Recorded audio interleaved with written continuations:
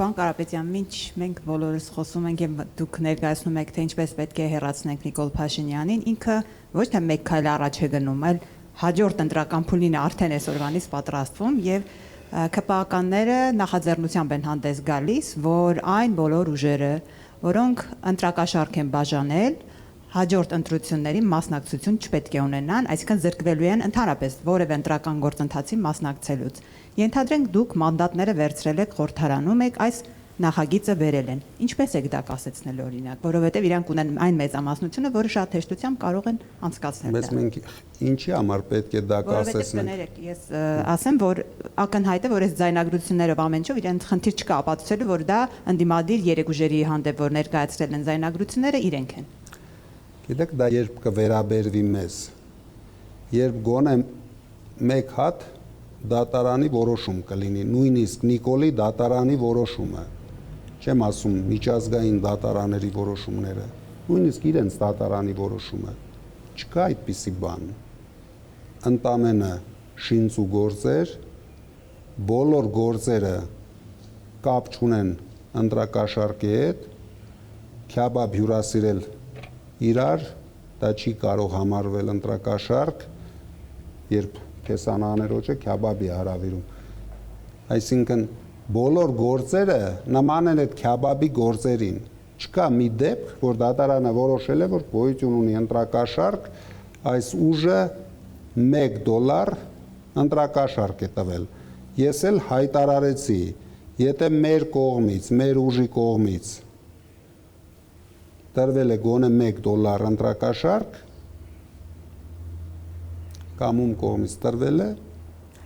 ասեցի իր անունը ինչ է, էլ ինչ ասեմ, ուրիշ ինչ ձևով կարող ենք բացատրել, չկա դեպք, չկա, որովհետև եթե լիներ դեպք, դրանք ոչ թե կձերբակալեին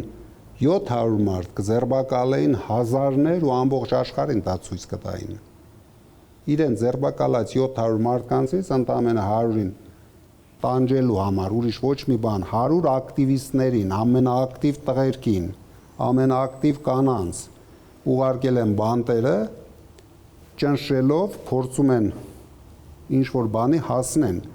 բայց իրենք չեն հասնելու ոչ մի բանի, իսկ այդ օրենքը, եթե ընդունում են, մենք միայն ողջունում ենք։ Ես դեմ եմ ընտրակաշառք բաժանելուն։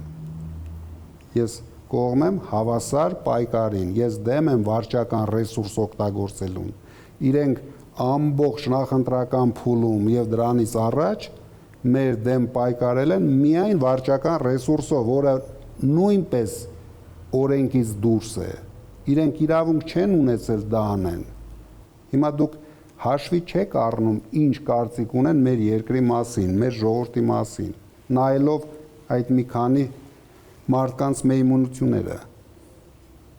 Պետք է արագ, ասում եմ, գտնել ճանապարհը, փոխել այս իշխանությանը։ Դրանից հետո մենք հնարավորություն կունենանք ճիշտ հարաբերություն ստեղծենք բոլոր կարևոր երկրների հետ, բոլոր գերտերությունների հետ,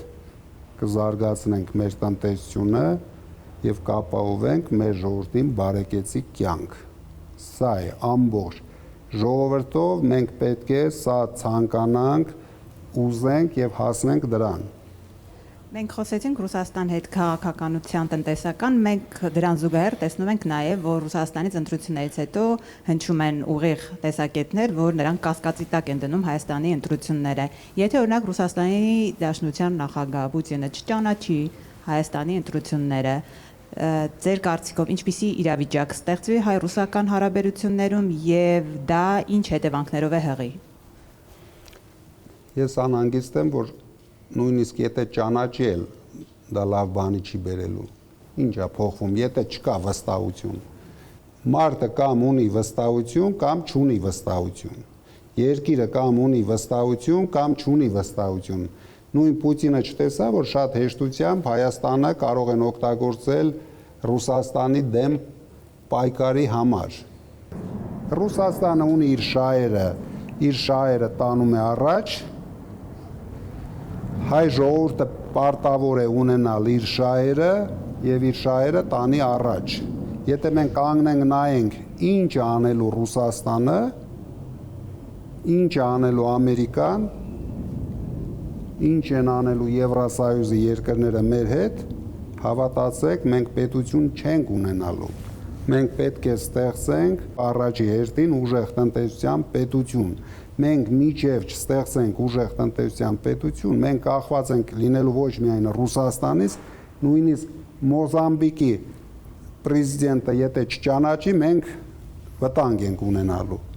Մենք պետք է լինենք զարգացած տնտեսությամբ երկիր, վստահելի երկիր բոլորի համար։ Մենք չպետք է բաժանենք Ռուսաստան, Ամերիկա, մենք իրավունք չունենք այդ խաղերին մասնակցենք։ Ինչ գործ ունենք։ Ո՞վ է մեզ ստիպում, որ գնանք մասնակցենք։ Այսինքն միայն Փաշինյանը իշխանություն պահելու համար մենք ինչ որ խաղերի ենք մասնակցում։ Այդ խաղերը բերում են մեկ բան. վտանգ Հայաստանի պետությանը, վտանգ հայ ժողովրդին, քարշ գալով Փաշինյանը մի 5 տարի էլ կծակի, հետո։ Բա գոյություն ունի ժողովրդի ցասում։ Բա որ մի օր սկսվի դա։ Դրա համար մենք իրենց համար շատ լավ պայման էինք, խելք ունենային, չէին անի այդքան ապօրինություններ, հանգիստ փոխանցեին իշխանությունը այն ուժին, ով արժանի էր եւ ով կտաներ այս երկիրը զարգացման, չունենալով փորձ։